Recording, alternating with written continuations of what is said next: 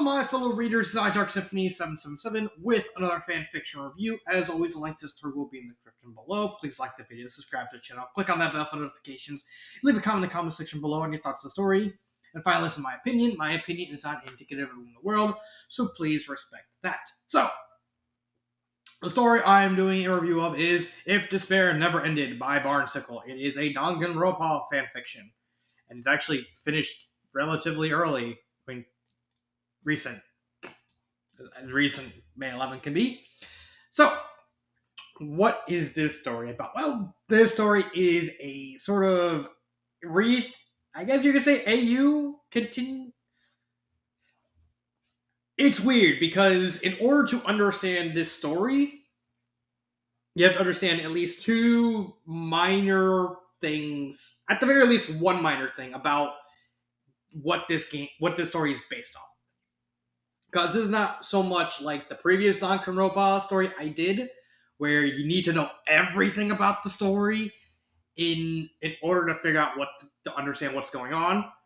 You really just need to know two minor things. You need to know who the main character is, which is Mikuro Ikasaba. I think that's her name. I think that's her full name. Mikuro Isaba. And you need to know... Let me actually grab it. You need to know Trigger Happy Havoc IF. What? Let me go back. Yeah, you need to know at least those two things in order to fully understand the story. You don't have to know what these are to appreciate what the story is trying to tell, what the story is trying to do with the characters and the plot. But I would recommend right off the bat just do a basic knowledge of these two little facts, and then you'll understand much more clearly of what this is trying to tell. So, this story takes place in IF. For those of you who don't know, Trigger Happy IF, from what I looked up, is a what-if scenario based off the very first game of Danganronpa, where instead of Mikuro Ikasaba, don't know why I did that. This girl right here, for those of you who don't know, like the first game, in the first game, Mikuro is actually disguised as Junko. And in the game, the real Junko kills Mikuro as test of the despair, the betrayal, and basically try and hide the fact that Junko is hiding behind the whole thing. In IF, when Junko tries to get Monokuma to kill Mikuro, Makoto, the main character of the first game, saves her, and Mikuro kind of questions who she is and what she is, and she's trying. Well, apparently I think she's still disguised as Junko for the most part. I think. It basically goes from there. Of Mikuro trying to question her sister. This story takes place kind of after IF. In the essence that Junko, because it's based off the first game, of course Junko's going to be involved. And I'm not even sure. It's like everyone knows that. Even if people who even barely know about Danganronpa knows about Junko. Hold on, I think I have a thing with Junko. Give me a second. Behold, Junko from Danganronpa. She's blonde. She has a dress.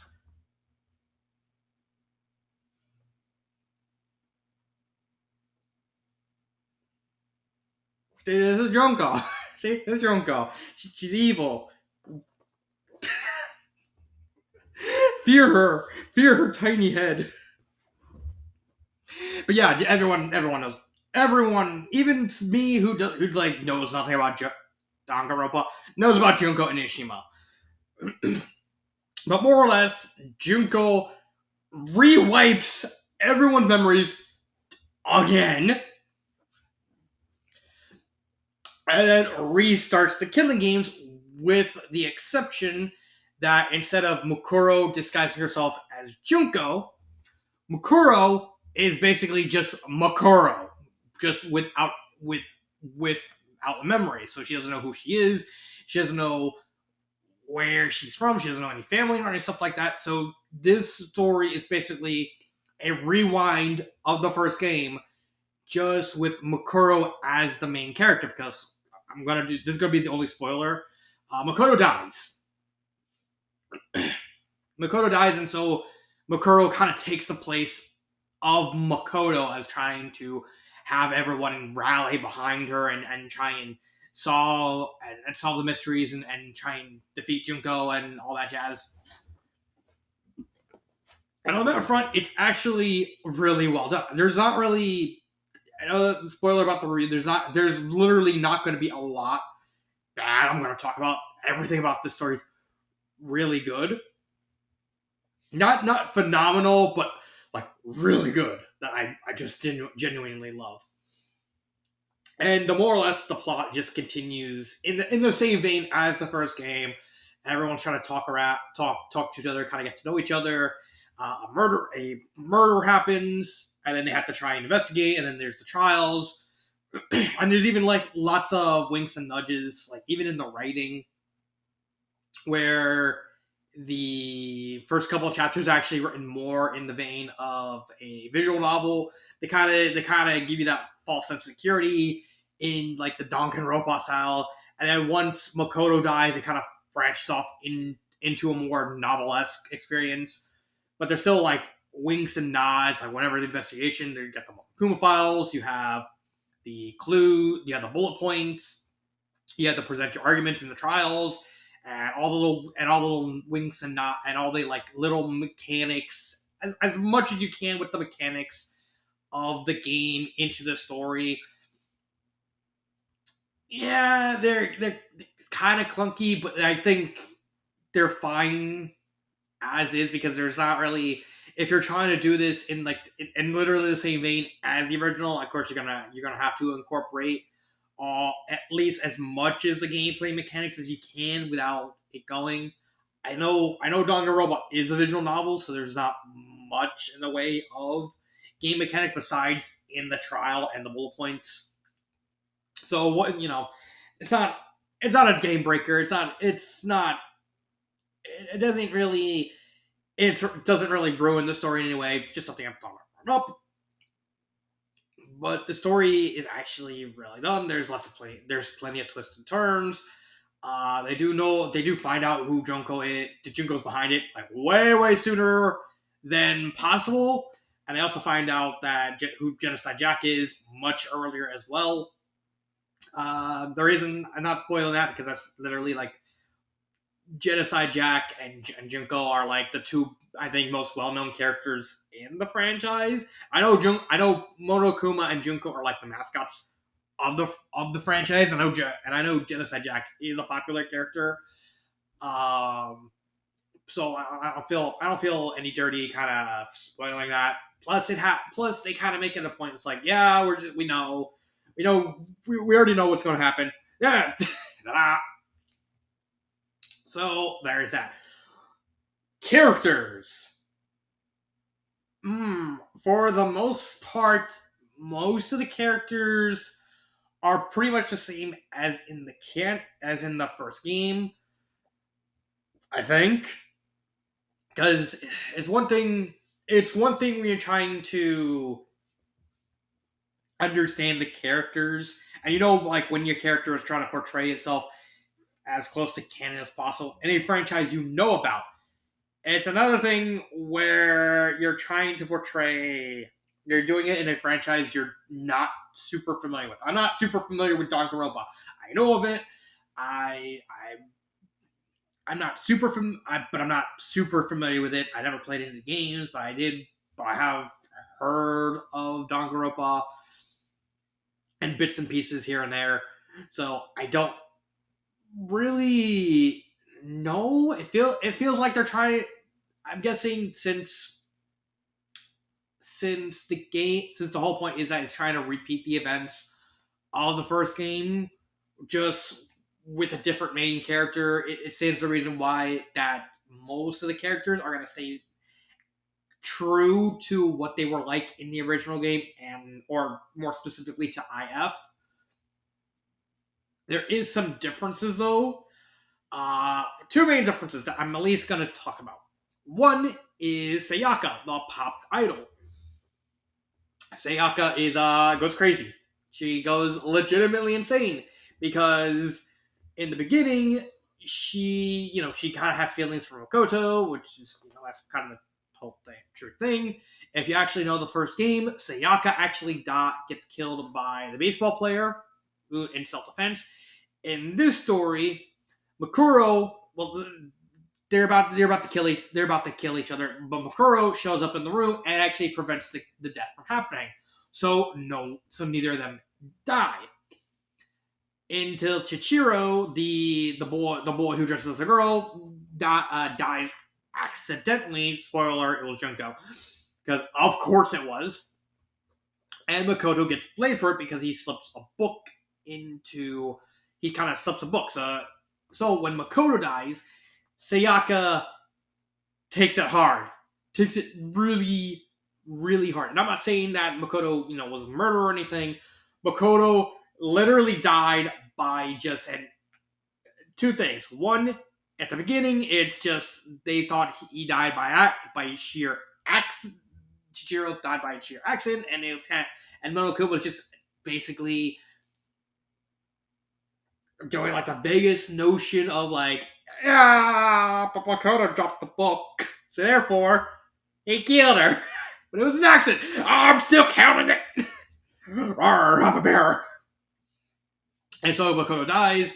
Although it's revealed at the end that it's Junko. And yeah, there's that. But yeah, Sakika doesn't take it well. She actually goes catatonic. And each act, because these stories are kind of portrayed in chapters. So I have chapter 1, chapter 2, all that.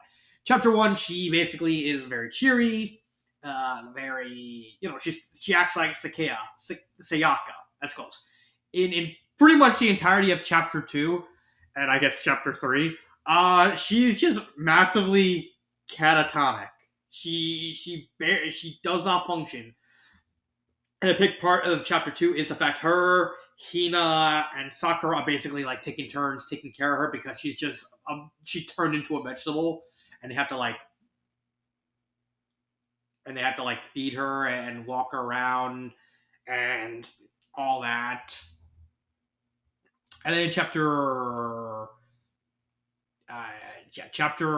4. No, chapter 4, that's when she kind of starts being able to talk again, but she's gone literally insane, and she's blaming Makuro for Makoto's death because despite the fact it was an accident, she's just mentally broken. And then she eats a grape that kind of restores her and erases her memories. It kind of brings her back to the regular Sayaka. And then Junko just re-breaks her and then just basically turns her into a murderer in the hopes of trying to mentally break Makuro. So Sayaka is portrayed very differently. She's not really much of a she doesn't have much of a character arc because of the fact that the whole point of her is actually supposed to have because in like a third of the story she's just a vegetable, and in the other third of the story she's just literally insane and no one can trust her because she's just gone off the deep end. So she doesn't have much of a character. She does have a purpose, and the purpose is done really well. It's just she's not I just can't call her any more than a mobile plot device. That's just basically what she is. She's basically there to set up the events for the end game, and that's pretty much it. But then we have the main character, Makuro Ikasaba. What a main character! I do like Makuro because I know for a fact, I know in the first, like I said, in the first game, Makuro was basically disguised herself as Junko and was working with Junko. but this story is based off IF, where Makuro does survive that murder attempt, and now her memory is wiped. So she is kind of acts like Makoto. She starts out like a kind of blind puppy. She doesn't know who she is, what she's doing, how she's doing everything, and she's basically more or less just following people around, and no one can really trust her. But then people, over the course of the story, everyone starts kind of going in and out of trusting her or not, because they see the tattoo on her hand, which is mark of a mercenary group. So it's like, oh, she's probably a murderer, because despite the fact Genocide Jack's with them, but they didn't know that. So they kind of stopped trusting her, except for Hina and Sakura. And the second chapter, they basically, they kind of all reveal it's like, oh, Junko's behind it. And Kuro finds out that she's related to Junko and all that, and then you find out and they stop trusting her again, and they retrust her, and then they find out that she not only worked with Junko, but she's the reason why they're all in this. She's part of the reason why they're all in this situation in the first place. So they stop trusting her. They start trusting her. They stop trusting her. They start, and basically that's more or less her character arc across the story. Is this kind of gaining and losing trust over the course of the story. It's well done because I do think it kind of fits what the story is trying to tell. Makuro's character, as a whole, is really well done. Just like her arc, she starts as a broken person, but then she kind of slowly grows into like somewhat like a confident, and despite the fact she wants to know who she is and where she came from, as the pieces started coming together for her, she starts resenting that more and more, because she realizes I was a horrible person. I don't want. And it all culminates when they're confronting Junko, and Makuro has her memories restored, and now she's just basically just really, really incestuous for Junko, because I think that's like a big part of her character. She's very, very horny for her sister. Very, very horny.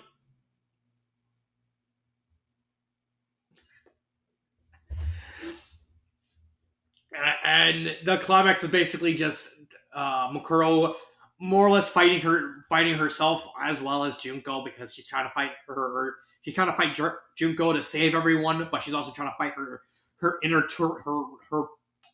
her the last vestiges of who she used to be, who was like very, very, like very, very subservient to her sister, and just try and overcome those urges to continue being subservient to Junko, and basically just verbally pimp slap Junko in the end and save everyone. It's a really well done. She stops thinking that everyone has to be full of despair, and then she starts to find that she can be full of hope and all that. I know despair and hope is like a big point in the overall plot of Danganronpa. There's that. But yeah, her character is really well done. There's other minor characters, since I know other people will survive. Leon survives to the end, and everyone kind of stays. Everyone except for Taka, Makuro, and Leon are already like survive at the end. So Leon, Taka, and Makuro, they're like the only unknown variables, because everyone else survive. Everyone else that survives in canon, except for Makoto. He dies. So, you know, but but consider the fact like Leon and Taka, they're more or less just players in the long run. I don't think it's worth talking about them. Leon's honestly really just a bit player. Taka's more important because he's like, since Mondo's not there, he doesn't get killed by Mondo. There's also Kyoto and Byakuya kind of help Makura's story goes along in their own ways. Byakuya is more antagonistic, while Kyoto is more helpful and wanting to like build up Makuro as the story goes along. Especially once Kyoto regains her memories, but then she she becomes blind and all that. It's a really well done. They're really well done characters. Again, there's not much to talk about in that because, as far as I know, I'm pretty sure most of the characters stay the same.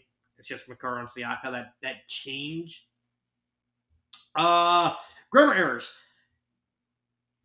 Normally, I don't do something like this, but I gotta actually bring it up. So, there we go. So in chapter 15, there's a really, really bad grammar error that I have to bring up. I normally don't want to bring this up until what would I change, until the part where I say what would I change. But this is the, as far as I could tell, this is the only grammar error in this story. But it's such a big deal because it causes a plot hole that I have to bring it up. So around this point, Sakura Ogami dies, and they're trying to they're trying to figure out who done it, and so there's an investigation, and so I gotta actually find it. Give me a second. I gotta find.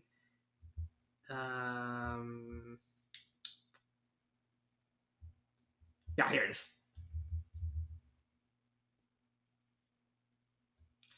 Okay.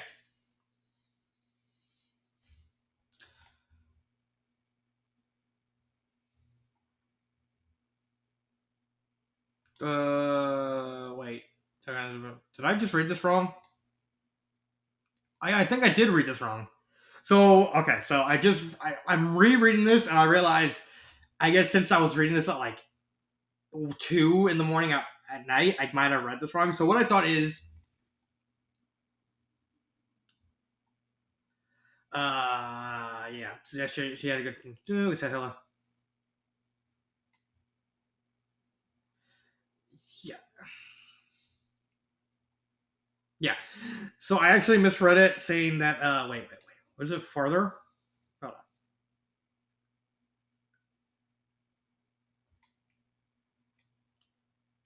Yeah, I did read that wrong. So I actually thought, I'm guessing since I was tired, I misread it and thought that in this part they're getting Celeste and Mikuro are getting a alibi from Hiro, the clairvoyant, and I honestly thought he said that I went to the warehouse at 9:15.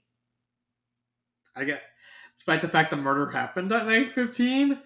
I guess okay. That's not my fault. I really must have been tired, and I was blurry, and I must have misread that. Okay, so ixnay on the grammar. There's no grammars. There's no grammars. Oh, I'm so stupid. That's what I get for reading at like 2, 3 in the morning because I wanted to finish the story. But yeah, no grammar errors. That's on me. I'm willing to accept responsibility that I goofed up. Pacing and sense of structure. I kind of already said this during the plot, but it bears repeating. The story is structured very well. The first couple chapters are written more closely like you're reading a visual novel. Like, here we go here. See, everything's like very, very, very, very curt, very, very blunt. There's not really a lot of content in that, which is on purpose because it's trying to more closely emulate the visual novel style of Danganronpa. And then once you get to Day Life 1, that's when it actually starts getting more and more deep. It gets more heavy on the prose. It gets more. It kind of there's a more emphasis on Mercurio's mindset throughout the events because the first couple chapters they're still trying to the author's still trying to be clever and portray it through Makoto's head. And thus, since we know who Makoto is, it kind of works as a swerve. Sentence structure, everything from the sentence structure, the pacing is well done. Just everything is as immaculate as it be. I have no complaints on that. And I already mentioned everything that I could have talked about in the plot, but I don't really need to repeat it here. So, what would I recommend? Would I recommend the story? Absolutely. This, yes, you can read this story without any knowledge of Danganronpa. I only know a surface level. I know I do like the concept behind Danganronpa. And I'm lucky that I at least kind of know like the whole big twist with the franchise, with like Junko being behind it, and Junko's sister. So that kind of helped me. I didn't know anything about IF until I kind of looked it up accidentally, because it's like, okay, I want to at least try to remember myself who Makura was, and I found out IF, and this is kind of based off IF. You don't have to read this story. You don't have to know about those to understand this story. They do help. They do help because it does clear up some things related to Makura, because that's basically the crux. You need to know. You need to at least know who Makuro is in order to fully understand what is going on, what the characters are doing, how this whole story functions. You don't have to, but it helps. But other than that, I don't have any. I do have two minor complaints, but I'll get to that after I get to my favorite part. Right here. Right here. I actually laughed at this. I read this part when I was at work because there was like nothing to do, and I was like, I'm gonna read it. So, oh, there you go. Okay, so for context, it's the end of Sakura's trial, and Hifumi, the chubby fan fiction creator, was out as a murderer. Spoiler alert: Junko did it too. And Monokuma was about to do his punishment. However, Makuro, as a sort of mercy kill, takes a piece of wood out from her stand, basically calls to Hifumi, and then when he turns around, she throws the piece of wood and just impales him through the head, through the eye, and kills him. And then Monokuma was like looking at the whole thing. He's like, um, shit. I, I don't know what to do. Man, yeah, that's there you go. It's near the end.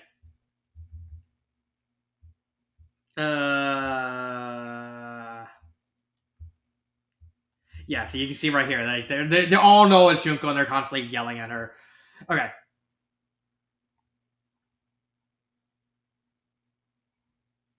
yeah, here it is.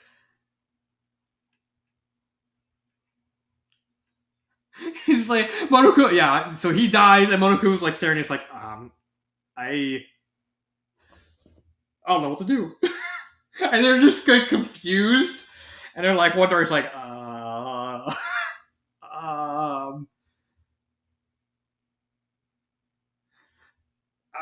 and then he goes, you know what? I can work with this, and you get the body has been discovered, and then he's like, well, we're gonna do trial 3 right now. We saw what happened. Like, we're doing trial 3. Deal with it. Deal with it. I gotta do my job. And they all saw what happened. It's like, and Makuro has like a get out of jail free card because Monokuma Junko taunted him. Despair, pure despair. And basically, like, well, you have a get out of jail free card. But if you want to survive this, then you have to actually use it. But do you want to use it? And they convince Makuro to actually use it. But it's so surreal. Over like Monokuma, it's like, you know, fuck it, we're doing a trial. But we already did a trial. We're doing another one. I said so. And everyone like reluctantly has to play along. It's like, well, she's on a block, and he was about to die. Who can say? This murder did happen. It happened. We all saw what happened. Do it. Just do it. And it's just, I was actually laughing the entire way through. and I just love this. It's honestly just a riot, just a riot. I know it's like very bleak because it's like literally right before this happened, a chubby kid got stabbed in the eye with a piece of wood. Still funny, very dark humor, but hey, you take what you can get. So, what would I fix? There is two things that I want to fix, and then right here. Yeah, first one is here. This is not really a big deal, but I thought I'd mention that.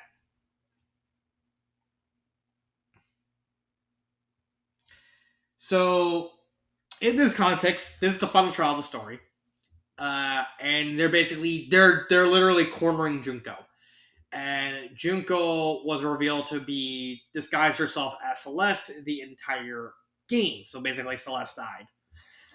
Was the final murder victim, and when Makuro finally connects the dots to basically point the finger at Celeste, saying that she's Junko, the story constantly refers to her as Junko. I, yeah, it's true that Celeste is actually Junko in disguise, but it is very weird that the narration continuously starts calling her Junko while she's still in the Celeste disguise. It more or less lets the air out of the bag and kind of kind of it's kind of pathetic, really. It's just like, well, okay, now they have to find out who Junko is, and then the narration just continuously calls her Junko. It's like, but yeah, we know it's Junko, but you can at least hide that better. I would probably just suggest just change until Makuro, because there's a funny moment where Junko Celeste is still trying to hide the fact that she's Junko, and it's like, well, I have small breasts, and then Makuro just slowly walks off the stage. It's like, and she goes up to Celeste, just rips her and just rips the shirt open. It's like, no. Probably until that moment, I would probably just continue just calling her Celeste. Yeah, it's obvious. We know it's Junko. Everyone knows it's Junko. At least keep it alive until the whole Brazier reveal, because it just kind of reeks of really weird writing. And the other thing I would fix is right here at the prologue. Now, this is actually what caused me to find out about IF, because of, let me see, right around here. Right around here. At the beginning of the story, Makuro is kind of limping down the hallway. You know, she's covered in blood, she's covered in bandages, and she kind of manages to find herself in the auditorium where everyone is. And basically, Toko kind of sees her, and everyone kind of storms out. She runs into Sakura shows up. She mistakes Sakura for a man, but everything is like everyone's like weirdly described by their description, and then it randomly decides to tell you who the characters are without describing what they look like. That's a very weird disconnect, because I know who Junko is, I know who Makoto was, I know who Monokuma was, but I didn't really know who the other characters are. So when you have some of the characters, like it describes, like here's Makoto's description right here, and a little bit,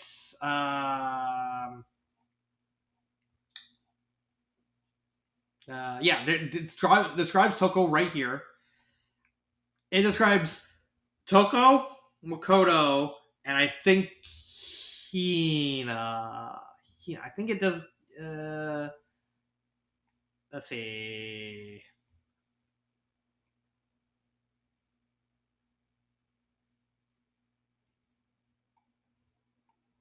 Let's see. Yeah, she describes Makoto, Toko, Sakura really, really badly. But yeah, no, it doesn't even describe Hina. Toko, Makoto, and Sakura, kind of. And then it randomly starts calling her Sakura. It's like, but we don't know who Sakura is. So I think this would probably I'm okay with the Junko thing because the whole Junko situation kind of weird. Is yeah, you can find some wiggle room, but this is very clunkily written because we don't know who the character. We don't know if you don't know who the characters of the first Danganronpa are. You're just being described to all these named characters. You don't know who they are. You don't know what they look like. And I had to actually look up who the characters are. And that's how I found out about IF. I think if there's one fix I think should happen is just better. This should be made clear. Like you could have just simply add in everyone's descriptions, like everyone like in the introductions have like you already described Makoto, you already described Toko, you kind of described Sakura. Just have everyone, just have when introducing everyone, you kind of just simply add a couple sentences to describe which character, kind of give you the names for the faces, so like describe each other character, each of the characters, what they look like, so you kind of they kind of help you along because this is, like I said, this is very very clunkily written, but that's really it for anything, and it doesn't really keeping it like this doesn't really impact the story at all. So yeah, this is at the end of the day, this is a really solid story. I have absolutely no further complaints about this story. So yeah, this is I don't really have anything more to say about if despair never also uh make sure to add the complete tag because I actually didn't know this was complete until the person who suggested it literally told me it's like, yeah, it's complete. Just double check it. It's like, all right, I double checked and I found out, yeah, it is complete. So yeah. So yeah, I just didn't know.